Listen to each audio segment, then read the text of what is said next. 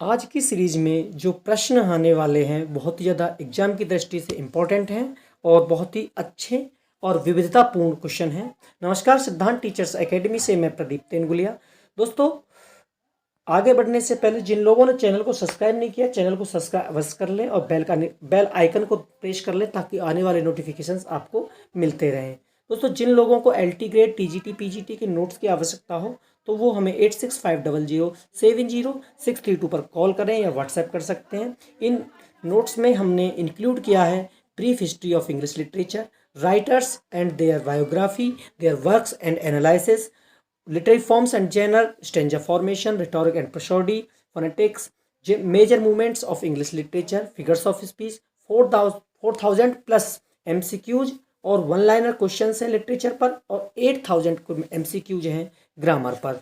आपको ये सभी 5 यूनिट्स में डिवाइड मिलेंगे और आपको ये होम डिलीवरी के रूप में मिलेंगे। आप घर पहुंचाए जाएंगे। आप गिवन नंबर पर इस 865007 पर हमें कॉल कर सकते हैं या व्हाट्सएप कर सकते हैं। चलिए आज के प्रश्न देखते हैं। क्वेश्चन नंबर 1 है, who among the following writers refused knighthood from the prime minister Lloyd George. Lloyd George के द्वारा दी गई नाइटहुड की उपाधि को किसने रिफ्यूज्ड कर दिया, लेने से मना कर दिया? ऑप्शन है आपके John Milton, John Dryden, John Galsworthy, John Keats. तो दोस्तों, आप सभी को पता है 1917 या 1918 में जॉन गेल्सवर्दी को लॉयड जॉर्ज के द्वारा नाइटहुड की उपाधि दी गई थी, जिन्होंने मना कर दिया था लेने से। Next question, which of the following is not the play by John Galsworthy? बहुत ही अच्छा प्रश्न है और विविधतापूर्ण वाला सवाल है। देखिए, strife, bit of love, the skin game या वाइट मंकी। दोस्तों, इनमें एक प्ले नहीं है जो गेल्सवर्दी का, वो कौन सा है? देखिए, स्ट्राइफ जो है एक प्ले है जो कि आपका 1909 में आया था। अ बिट ऑफ लव जो है ये भी एक प्ले है जो 1914 में आया था। द स्किन गेम भी एक प्ले है जो 1920 में आया था। परंतु द वाइट मंकी जो है ये एक प्ले नहीं है, ये एक नॉवेल है। नॉवेल क्या, सेकेंड ट्रिलॉजी है गेल्सवर्दी की जो 1924 में आई थी, उसका पहला पार्ट है द वाइट मंकी। तो आंसर होगा the white monkey. Next question, find out the correct incorrect statement. कुछ स्टेटमेंट दिए, इनमें से इनकरेक्ट कौन सा है? Ottava rima is a 8 line stanza with hexameter. Next, limerick is a 5 line poem with AABBA rhyme scheme. Next, Vallenilla is a 19-line poem divided into 5 tercet and final a quadrant. Haiku is a Japanese stanza of 5 lines. देखिए, Ottawa rima is a 8 line stanza, ये बिल्कुल इतनी बात बिल्कुल correct है कि Ottawa Rima जो है 8 लाइन का स्टेंजा होता है, परंतु वो हेक्सामीटर नहीं होता, वो होता है आपका पेंटामीटर में। तो ये ऑप्शन बिल्कुल गलत है। नेक्स्ट क्वेश्चन देखिए। Next, limerick is a 5 line poem. ये लैम्ब्रिक जो होती है 5 लाइन की ही कविता होती है और जिसमें AABBA राइम स्कीम होता है। वेलेनिला जो होती है वो 19 लाइन का एक पोएम होती है जिसमें 9 लाइन होती हैं और डिवाइड होता है 5 ट्रिसेट में।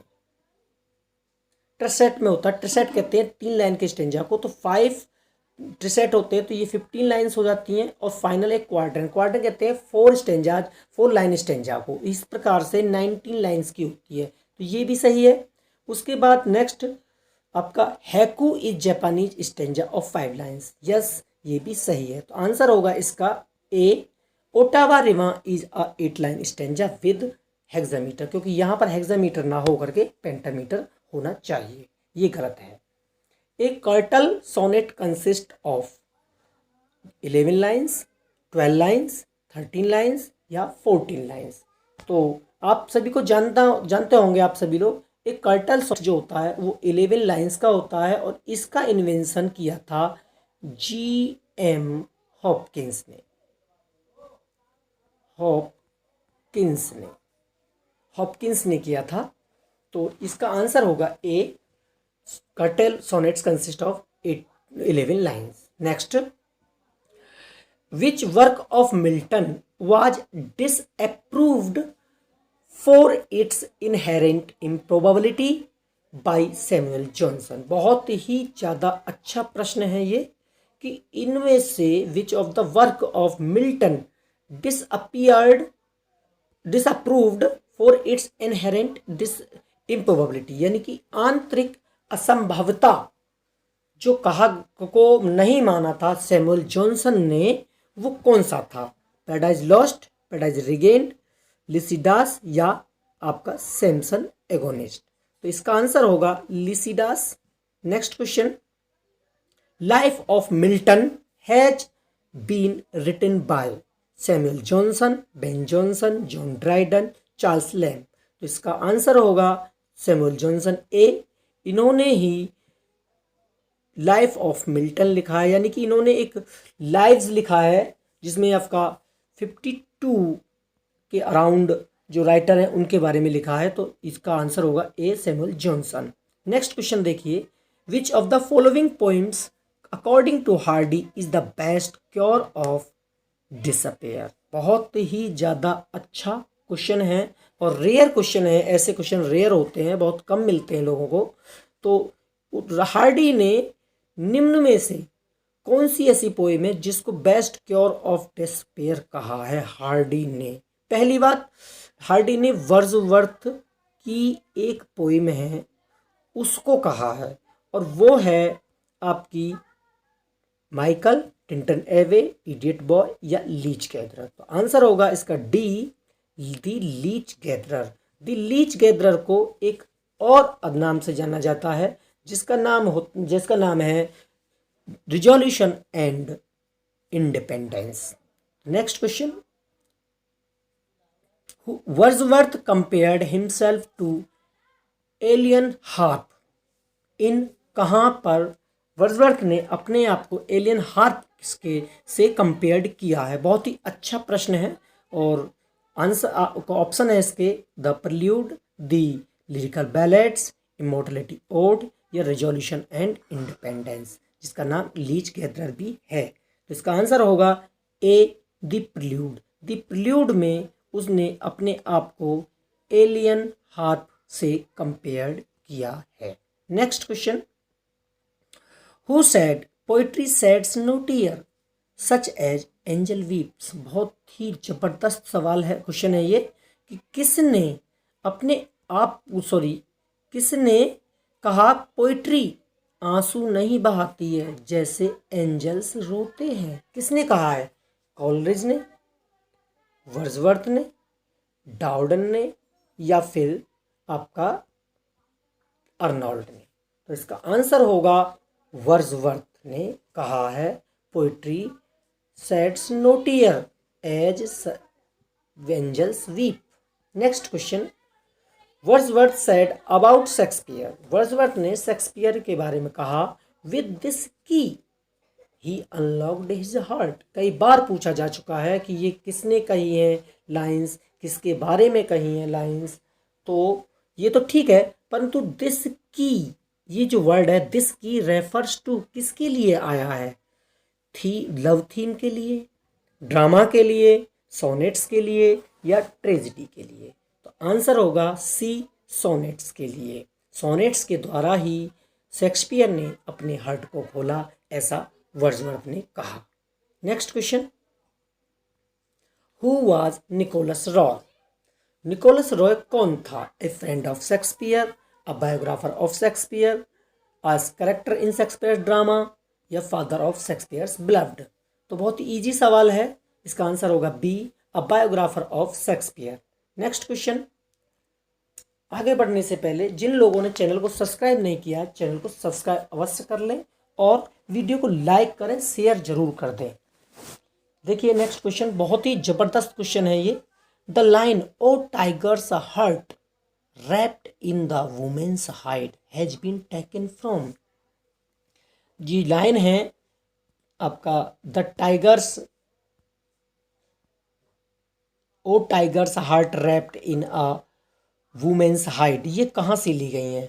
ये रॉबर्ट ग्रीन होगा, ग्राहम ग्रीन ना होकर के रॉबर्ट होगा, रॉबर्ट ग्रीन का Groatsworth of Wit, Shakespeare का सिक्स, अर्नोल्ड का शेक्सपियर या मिल्टन का ऑन शेक्सपियर। तो दोस्तों एक बात ध्यान रखना, ये प्रश्न बहुत ज़्यादा कंफ्यूजिंग करने वाला है कि अक्सर लोग इसका आंसर ए मानेंगे, ए मानेंगे कि जो है रॉबर्ट ग्रीन का ग्रॉट्स वर्थ ऑफ विट है, लेकिन नहीं, इसका आंसर होगा B, Shakespeare's Henry fourth six. देखिए अगर यहाँ पर वुमेन की जगह पर प्लेयर्स होता तो वो यहाँ से लिया गया होता, रॉबर्ट ग्रीन की स्टेटमेंट होती, बट अब यहाँ पर वुमेन्स आ रहा है, इसलिए वो शेक्सपियर का हेनरी सिक्स होगा। नेक्स्ट क्वेश्चन देखिए, बहुत ही अच्छा क्वेश्चन है, नोट कर लीजिए इसे, बहुत ही अच्छा क्वेश्चन बना। नेक्स्ट क्वेश्चन है, William Faulkner took his novels title the sounds and the फरी फ्रॉम? विलियम फॉल्कनर ने अपने नॉवेल का टाइटल द साउंड्स एंड फरी कहाँ से लिया है? हेमलेट से, मैकबेथ से, किंग लियर से या कॉमेडी ऑफ एरर्स से? तो इसका आंसर होगा बी, मैकबेथ से। नेक्स्ट क्वेश्चन देखिए, the English novel acquired its modern form in the 15th century, 16th century, 17th century और 18th century? ऐसे क्वेश्चन कई बार पूछे जाते हैं और बहुत ही कंफ्यूजिंग सवाल होते हैं। कभी ये ऐसे पे पूछे जाते हैं ऐसे क्वेश्चन, कभी ड्रामा पर, कभी नॉवेल पर। तो इसका आंसर होगा नॉवेल ने अपना मॉडर्न रूप जो पाया था वो 18th सेंचुरी में पाया था। तो इसका आंसर होगा D, 18th century. Next question देखिए, which one of the following is not the pastoral elegy? बहुत ही बार रिपीटेड क्वेश्चन है। Lycidas, Adonais, Thyrsis, elegy written country चर्चार्ड।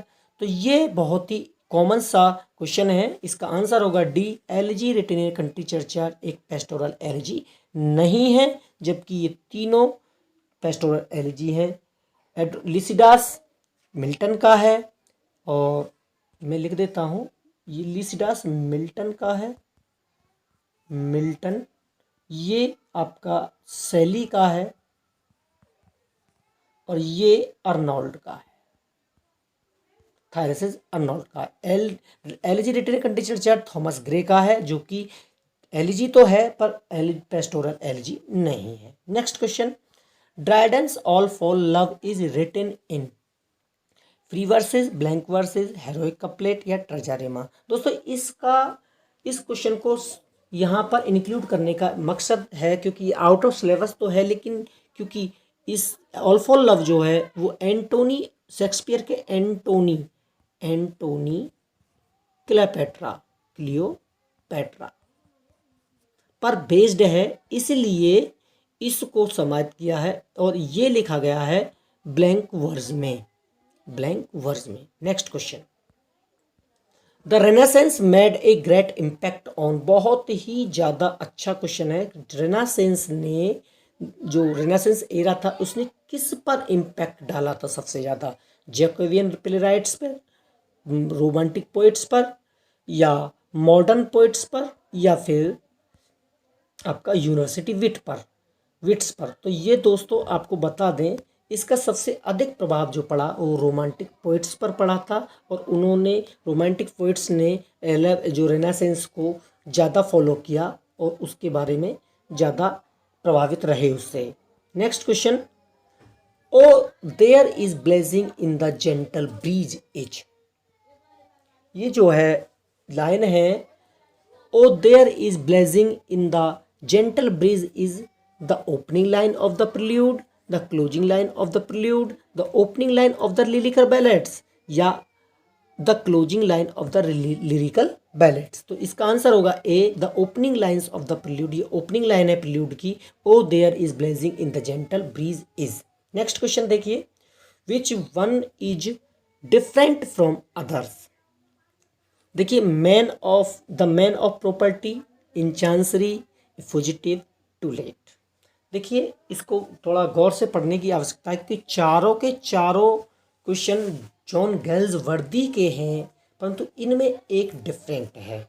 Man of property जो है ये इन चांसरी, टू लेट, एक ट्रोलॉजी आई थी, फर्स्ट ट्रोलॉजी आई थी जो कि 1922 में आई थी, उसके भाग हैं, तीनों नॉवेल उसी से संबंधित है। परंतु फुजिटिव एक प्ले है जो कि आया था 1913 में आया था। तो ये इस बिल्कुल डिफरेंट हो जाता है, इसमें 3 नॉवेल हैं और एक प्ले है। नेक्स्ट क्वेश्चन देखिए, which one is not matched correctly. इसमें से 4 ऑप्शन है और इनमें एक ऑप्शन करेक्ट नहीं है, मैच नहीं है। द सिल्वर बॉक्स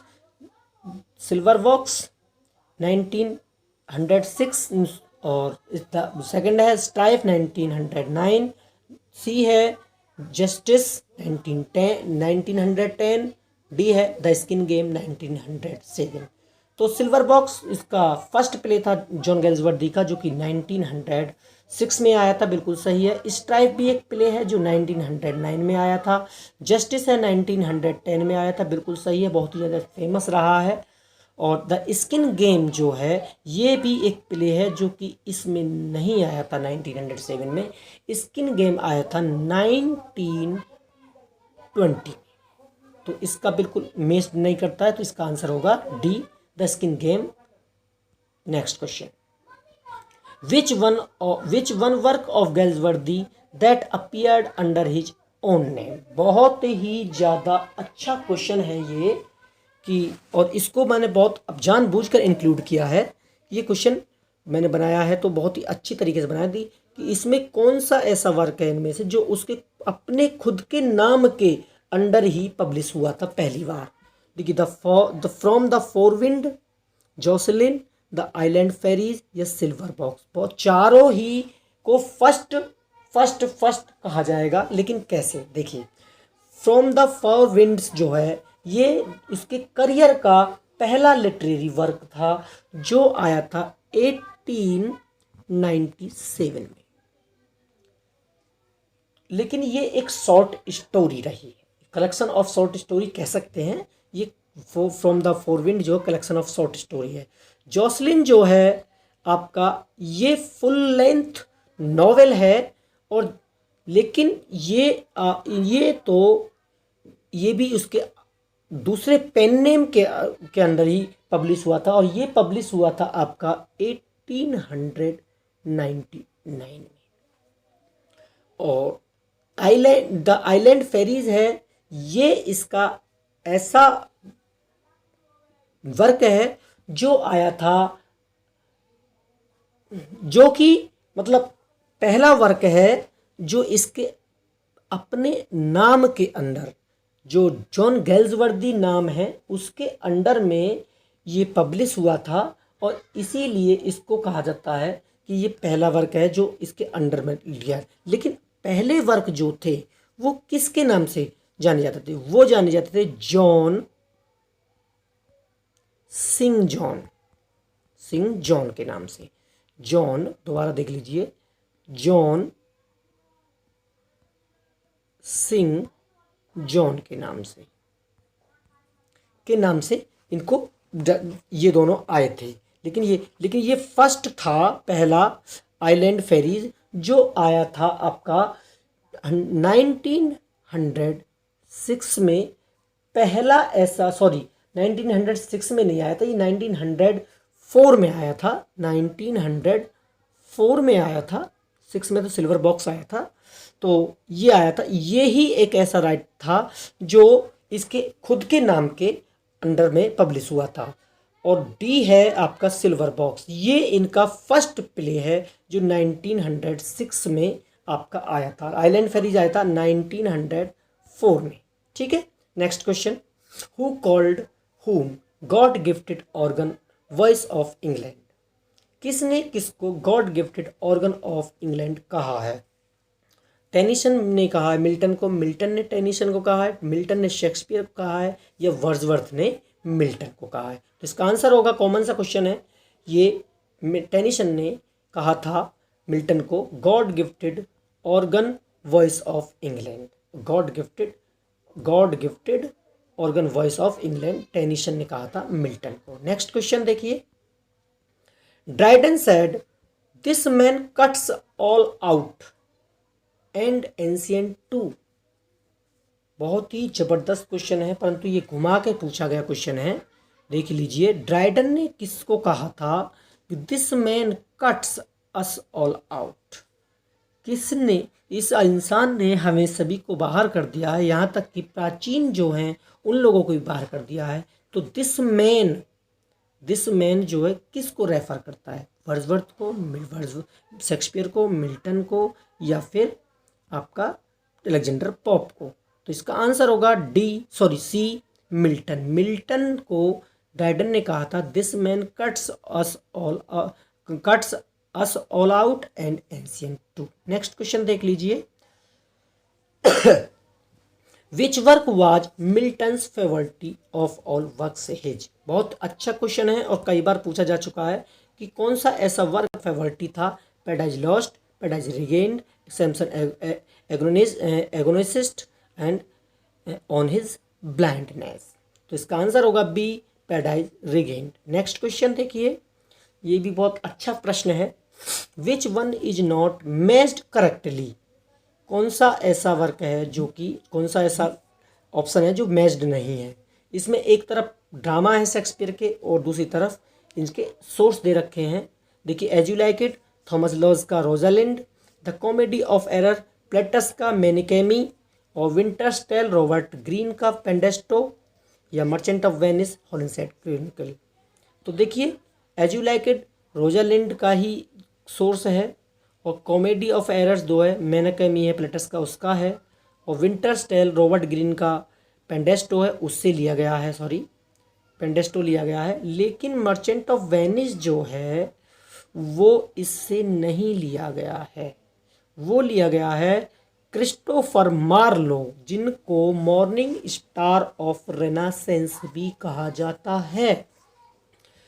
उनका है द ज्यू ऑफ माल्टा, द ज्यू ऑफ माल्टा, उससे उसका सोर्स है ये। ठीक है, तो आंसर इसका डी आंसर हो जाएगा। नेक्स्ट क्वेश्चन, और इस सीरीज का आखिरी क्वेश्चन है। जिन लोगों ने चैनल को सब्सक्राइब नहीं किया, चैनल को सब्सक्राइब अवश्य कर ले, वीडियो को लाइक जरूर कर दिया करो यार। तो the long poem by William Shakespeare, Venus and Adonis is based on. जो विलियम शेक्सपियर की लॉन्ग पोइम है विनस एंड एडोनिस, ये किस पर आधारित है? ओविड्स मेटामॉर्फोसिस, लेविस का हिस्ट्री ऑफ रोम, या चौसर का कैंटरबरी टेल्स, या नन ऑफ दीज? सोचिए और इसका आंसर सही लगाने की कोशिश कीजिए। देखिए, विनस एंड एडोनिस जो है ये एक अर्ल ऑफ साउथम्पटन थे, जिनका नाम था हेनरी वर्ड्सले, WRIOTHESLEY,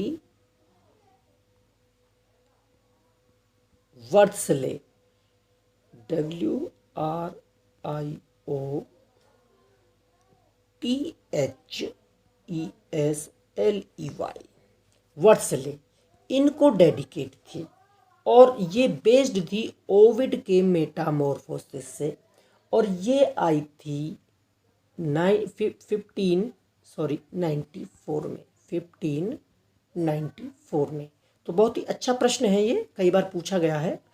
तो ये आपकी ये नैरेटिव पोएम है। आज की सीरीज़ के लिए इतना ही। और यदि आपको LT ग्रेड TGT PGT के नोट्स चाहिए तो हमें गिवन नंबर पर जो 8650070632 पर कॉल कर सकते हैं, व्हाट्सएप कर सकते हैं। इसी प्रकार के प्रश्नों के लिए आप चैनल को सब्सक्राइब कर लीजिए। इसी प्रकार के सारे प्रश्न हमने अपने इन नोट्स से ही उठाए हैं और ये सभी बातें उन नोट्स में इंक्लूड की गई हैं। यदि आपको चाहिए कि आप सफलता प्राप्त कर पाते हैं करेंगे तो आप नोट्स अवश्य पढ़ें। धन्यवाद।